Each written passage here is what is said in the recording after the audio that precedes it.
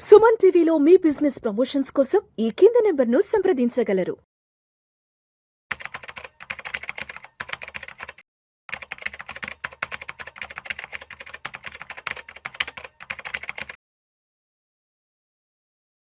నమస్తే హర్ష. నమస్తే sir. Yes, welcome to Vishnu talks. Thank you. So Harsha, ఇవాళ రోజుల్లో కాలేజీ స్టూడెంట్స్కి చాలా త్వరగా ఉద్యోగాలు వచ్చేస్తున్నాయి. ఒక 21-22కి కాలేజ్ ఎడ్యుకేషన్ అయిపోగానే మంచిగా క్యాంపస్ ప్లేస్మెంట్స్ వస్తున్నాయి, మంచి అట్రాక్టివ్ శాలరీస్ కూడా వస్తున్నాయి. చాలామందికి ఓపెనింగే నెలకు ఒక 50,000 రూపాయలు శాలరీస్ వస్తున్నాయి, కొంతమందికి ₹1,00,000, అంటే బేస్డ్ ఆన్ వాళ్ళు సెలెక్ట్ అయిన కంపెనీని బట్టి. అయితే ఈ నేపథ్యంలో ఏం జరుగుతుందంటే హర్ష, సరే 22-23 కల్లా జాబులు వచ్చేస్తున్నాయి, మంచి శాలరీ ప్యాకేజ్ వస్తుంది కదా అని చెప్పి చాలామంది ఏం చేస్తారంటే లైఫ్ని ఎంజాయ్ చేద్దాము, చిన్న వయసులోనే జాబ్ వచ్చేసింది, చేతి నిండా డబ్బులు, సంవత్సరానికి ఓ 15 లక్షలు, 16 లక్షలు, 18 లక్షల రూపాయల ప్యాకేజీలు వచ్చేస్తున్నాయి కాబట్టి సరే లైఫ్ ఎంజాయ్ చేద్దామని చెప్పి ఒక 5-6 సంవత్సరాలు అలా కాలగర్భంలో కలిపేస్తారు, ఎంజాయ్మెంట్ పేరుతో కాలగర్భంలో కలిపేస్తారు. అప్పటి వరకు ఎటువంటి ఫైనాన్షియల్ ప్లానింగ్ అనేది ఉండదు. ఏది 26, 27, 28 వరకు. సరే మొత్తానికి ఒక 30 సంవత్సరాల వయసు వచ్చాక అప్పుడు రియలైజ్ అవుతారు, అరే 30 వచ్చేసినాయే, పెళ్ళి కూడా అయిపోవస్తుంది, ఇంట్లో వాళ్ళు పెళ్లి సంబంధాలు చూస్తున్నారు, అండ్ మనకి త్వరలో మ్యారేజ్ కూడా కాబోతున్నట్టు కూడా 30 ఏళ్ళ వయసు వచ్చాక అప్పుడు రియలైజ్ అవుతుంటారు చాలామంది ఏదైనా మంచి ఇన్వెస్ట్మెంట్ చేయాలని. మరి 30 సంవత్సరాల వయసులో రియలైజ్ అయ్యి ఏదన్నా ఇన్వెస్ట్మెంట్ చేయాలి అనుకున్న వాళ్ళు 30 ఏళ్ళ నుంచి నెక్స్ట్ 15 ఇయర్స్ అంటే 45 సంవత్సరాలు వచ్చేటప్పటికి ఏదైనా ఒక పెద్ద కార్పస్ని క్రియేట్ చేసుకుని మనం కోటీశ్వర్లు అవ్వడానికి ఏదైనా అవకాశం ఉందంటారా, ఏదైనా ఒక మంచి ఇన్వెస్ట్మెంట్ ద్వారా? చాలా మంచి క్వశ్చన్ సార్. లైక్ 22-30 అందరూ లైఫ్ ఎంజాయ్ చేయడంలోనే ఉంటారు. 30 వచ్చేసరికి మ్యారేజ్ అయ్యి పిల్లలు రావడం, ప్లానింగ్ చేసుకోవాలని భయం అనేది అప్పటి నుంచి మొదలవుతుంది. కరెక్ట్. సో మీకు 30 నుంచి మీరు అన్నట్టు 45 అని అనుకుంటే 15 ఇయర్స్లో మీరు ఒక డీసెంట్ అమౌంట్ కార్పస్ బిల్డ్ చేసుకోవాలంటే మీకు దానికి ఫైనాన్స్లో ఉండే one of the simplest formula ఏంటంటే 15-15-15 అని అంటాం. ఈ ఫార్ములాని అప్లై చేస్తే బేసికల్గా ఆ ఫార్ములా ఏం చెప్తుందంటే మనకి ప్రతి నెల 15,000 రూపాయలని మీకు వచ్చే శాలరీలో 15,000 రూపాయలని ఎక్కడైనా ఎస్ఐపిలో పెట్టాలి. మీరు పెట్టిన డబ్బులు ప్రతి సంవత్సరం 15% రిటర్న్స్ రావాలి ఆన్ అన్ యావరేజ్. అలా 15 ఇయర్స్ వరకు కనుక మీరు చేస్తే, అంటే 30 నుంచి మొదలై 45 రీచ్ అయ్యేంత వరకు ప్రతి నెల కూడా 15,000 ఎస్ఐపి పెట్టి ఇన్వెస్ట్ చేసి ఎండ్ ఆఫ్ ది ఇయర్ అది 15% ఈచ్ ఇయర్ గ్రో అయితే మీరు 30 స్టార్ట్ చేసిన వాళ్ళు 45 వచ్చేసరికి మీకు అమౌంట్ 1 crore అవుతుంది. ₹1 కోటి జమ చేసుకోవచ్చు. సో మీరు 2 crores చేసుకోవాలంటే 30,000 పెట్టాలి, 3 crores అవ్వాలంటే 45,000 స్టెప్ అప్ చేసుకుంటూ పోవాలి ఎస్ఐపిని. రైట్, మల్టిపుల్స్లో 15,000 కనుక మీరు పెడితే 15-15-15 రూల్ ప్రకారం 15,000 ఎవ్రీ మంత్ ఇన్వెస్ట్ చేస్తే 15% రిటర్న్స్, అది పర్ యానం 15% రిటర్న్స్ ఇచ్చి అలా మీరు 15 ఇయర్స్ కనుక చేస్తే మీ స్టార్టింగ్ కార్పస్ ఎండ్ కార్పస్ ఫైనల్గా 1 crore అవుతుంది. రైట్, ఇది ఎందుకు అంత ఇంపార్టెంట్ అంటే మీకు అదొక హ్యాబిట్ అవుతుంది. ప్రతి మంత్ నాకు వచ్చే శాలరీలో ఎంత వచ్చినా సరే నేను మాత్రం ఫిక్స్డ్గా 15,000 తీసి పక్కన పెట్టేస్తాను. దాన్ని మీరు ఈవెన్ ఎవ్రీ స్టెప్ అప్ కూడా చేయాల్సిన అవసరం లేదు. జస్ట్ 15,000 యాజ్ ఇట్ ఈస్ అలా పక్కన పెట్టేస్తే చాలు. మీకు వచ్చే ఎక్స్ట్రా బోనస్లు అవన్నీ కూడా మీరు మిగతా వాటి యూజ్ చేసుకోవచ్చు. ఆటో డెబిట్ పెట్టేసుకోవచ్చు, ఏ గోల్ లేకుండా. శాలరీ పడంగా 15,000 ఎస్ఐపీల కోసం అని. కరెక్ట్. 10వ తారీఖు 15వ తారీఖు ఇప్పుడు ఆ ఆటో డెబిట్ పెట్టేసి మర్చిపోవాలి. ఇంకా 15 ఏళ్ళ తర్వాత మళ్ళీ అది గుర్తుకు రావాలి. సో 15,000 జస్ట్ మీకు మంత్లీ వచ్చే దాంట్లో నుంచి ఎస్ఐపి పక్కన అలా వెళ్ళిపోవాలి. దాని గురించి మీరు అసలు ఆలోచించకూడదు.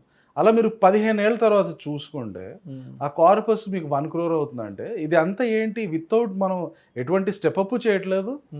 రైట్, అండ్ మన కార్పస్ని ప్రతి సంవత్సరం మనం పెన్షన్ కూడా పెంచుకోవట్లేదు. 15,000ని యాజ్ ఇట్ ఈస్ 15% ప్రకారం 15 ఇయర్స్ పెట్టేసుకుంటే ఇమాజిన్ మీకు ఒక 50,000 శాలరీ వస్తుంది అనుకోండి, దాంట్లో నుంచి 15,000 దానికి వెళ్ళిపోతే 15 ఏళ్ళ తర్వాత అది ₹1 కోటి అవుతుంది. ఆ ₹1 కోటి నుంచి మీకు 6% వడ్డీ వచ్చింది అనుకోండి. బ్యాంక్లో ఫిక్స్డ్ డిపాజిట్ వేస్తే 6% వడ్డీ వచ్చింది అనుకోండి, అంటే 6% ఏంటి, సంవత్సరానికి నెలకి వేసుకుంటే 50,000 అవుతుంది. మీరు ఈరోజు ఎంతైతే మీకు 50,000 సంపాదిస్తున్నారో ఈ 1 crore నుంచే మీకు అది జస్ట్ వడ్డీలో వస్తుంది 50,000. అంటే ఆ రోజు మళ్ళీ ఈ ఇన్వెస్ట్మెంట్ తీసుకెళ్ళి మళ్ళీ ఎక్కడైనా పెట్టాలంటారు. ఏది ఇప్పుడు మీరు చెప్పిన 10 year ప్రకారం 30 ఏళ్ళ వయసుకి స్టార్ట్ చేసావు, 45కి మన ఇన్వెస్ట్మెంట్ అనేది మెచ్యూరిటీ అయిపోయింది. సో 46వ సంవత్సరం తీసుకెళ్ళి మళ్ళీ ఇన్వెస్ట్మెంట్ చేసుకోవాలంటారు దాన్ని, ఆ ₹1,00,00,000ని. 45 తర్వాత ఆ ₹1,00,00,000 తీసుకొని సింపుల్ గా బ్యాంక్ లో FD వేసేసి, జస్ట్ బ్యాంక్ FD అంతే. సంవత్సరానికి 6% ఇస్తారా బ్యాంక్ FD? ఈజీ. 6% అంటే ఏంటి? 6 లక్షల 12 నెలలకు ఎంత అవుతుంది? నెలకి 50,000 అవుతుంది. అది మీ ఈ రోజు శాలరీ. మీకు అది మీకు ఈ రోజు వచ్చే మంత్లీ 50,000 శాలరీలో 15,000 తీసుకెళ్ళి ఇది చేస్తున్నారు. 15 ఏళ్ళ తర్వాత దాంట్లో నుంచి వచ్చే వడ్డీయే మీకు ఫుల్ శాలరీ అవుతుంది. అది దీనికి ఉన్న పవర్. దీన్నే పవర్ ఆఫ్ కాంపౌండింగ్ అని అంటాం. సో మనం పెట్టే ఇన్వెస్ట్మెంట్లు అన్నీ కూడా చక్రవడ్డీ ప్రకారం పెరిగి ఈరోజు మీరు ఎంతైతే శాలరీ మీకు వస్తుందో ప్రతి నెల, అది జస్ట్ మీరు చేసిన సేవింగ్స్లో నుంచి వచ్చే వడ్డీ అంత అవుతుంది. వడ్డీ. అండ్ మీకు మార్కెట్లో ఇంకా మంచి ఆప్షన్స్ ఉన్నాయి. సంవత్సరానికి 12%, 15% తెచ్చుకోవడానికి మంచి ఇన్వెస్ట్మెంట్స్ ఉన్నాయి. నేను మీకు చెప్పింది చాలా బేసిక్. బ్యాంక్లో FD పెట్టేస్తే చాలా, అది మీ శాలరీకి ఈక్వల్ అయిపోయింది. రైట్. సో హర్ష, ఇప్పుడు మీరు చెప్పినట్టు సరే 30 ఏళ్ళ వయసులో ఇన్వెస్ట్మెంట్ చేస్తాం, 45 వచ్చేసింది. 45 వచ్చేటప్పటికి మనం ఫైనాన్షియల్గా బాగా వెల్ ఆఫ్ అయిపోయింటాం, బాగా సెటిల్ అయిపోయింటాం. సరే మనం ఆ రోజుకి జమ చేసుకున్నటువంటి ఆ ₹1,00,00,000తో సరే మనకి ఇప్పుడు ఈ ₹1,00,00,000 ఏం అవసరం లేదు కదా, ఈ ₹1,00,00,000 తీసుకెళ్ళి మళ్ళీ ఇంకెక్కడైనా ఇన్వెస్ట్ చేద్దాం అనుకున్నప్పుడు అప్పుడు ఉన్నటువంటి బెస్ట్ ఇన్వెస్ట్మెంట్ ఆప్షన్ మనం ఏది తీసుకోవచ్చు?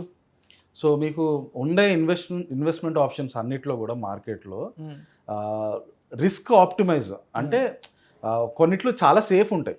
బ్యాంక్ FD పెట్టారనుకోండి, మీకు అది సేఫెస్ట్. బ్యాంక్ ఎక్కడికి పోదు. బంగారంలో పెట్టుకుంటే బంగారం మీ దగ్గర ఉంటుంది, ఎక్కడికి పోదు. రియల్ ఎస్టేట్ కొంటే ఎక్కడికి పోదు. కాకపోతే మీకు రియల్ ఎస్టేట్లో ఎక్స్ట్రాడినరీ రిటర్న్స్ ఎప్పుడు వస్తాయంటే, ఎప్పుడో ఊరు బయట వెళ్ళే స్థలం కొంటే 15 ఏళ్ళ తర్వాత అక్కడ ఊరు పెరిగితే అప్పుడు ఎక్స్ట్రాడినరీ రిటర్న్స్ వస్తాయి. అదర్వైజ్ రియల్ ఎస్టేట్ మీకు 9 to 10% రేంజ్లో వస్తాయి. ఇవన్నీ కూడా బ్యాంక్లో FD, గోల్డ్, రియల్ ఎస్టేట్ ఇవి సేఫ్ ఇన్స్ట్రుమెంట్స్.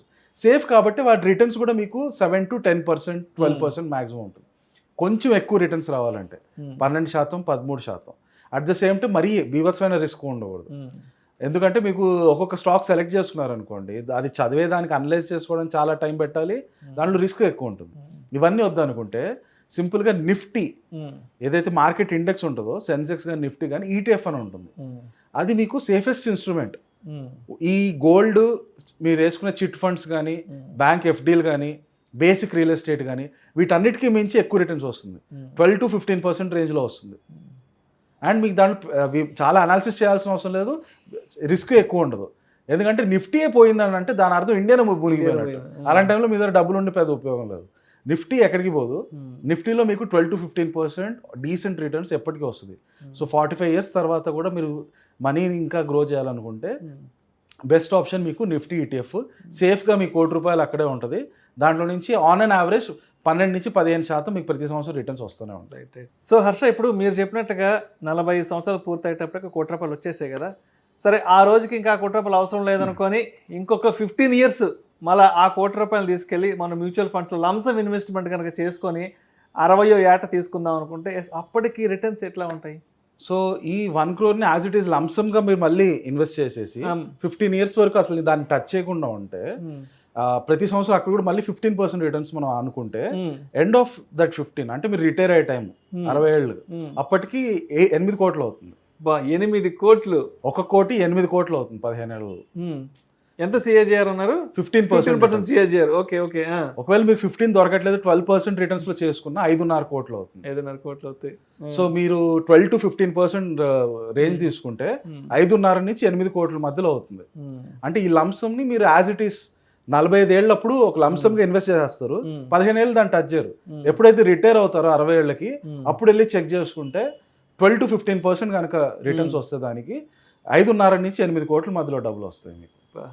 సో అండ్ మీకు అది ఎంటైర్ మీరు కంప్లీట్ రిటైర్మెంట్ ని అది మాకు చూసుకుని మీరు ఇంకా దాని తర్వాత మీకు ఎటువంటి డబ్బులు అవసరం లేదు. సో మొత్తానికి జాబ్ వచ్చిన తర్వాత 30 ఏళ్ళ వయసులో రియలైజ్ అయ్యి ఒక 15 సంవత్సరాల పాటు SIP ఇన్వెస్ట్మెంట్ చేసుకుంటే 15% చొప్పున నెలకు ₹15,000 లెక్కన ₹1,00,00,000 వస్తాయి.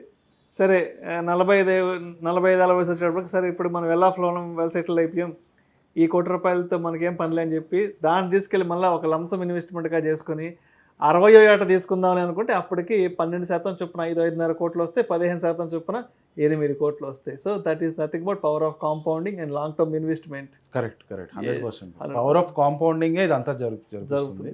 మీరు కన్సిస్టెంట్ గా అది హ్యాబిట్ లా 15 ఏళ్ళు ప్రతి నెల 15,000 పక్కన పెట్టేస్తే that will do wonders for you. మీరు చెప్పినట్టు 5.5 కోట్లు అవచ్చు లేదా 8 కోట్లు కూడా అవచ్చు. అంటే పెద్ద పెద్ద వాళ్ళు చెప్తుంటారు, మనం నిద్రపోతున్నా సరే మన డబ్బు మన కోసం పనిచేయాలంటారు. ఇదే అంతే కదా. Exactly right.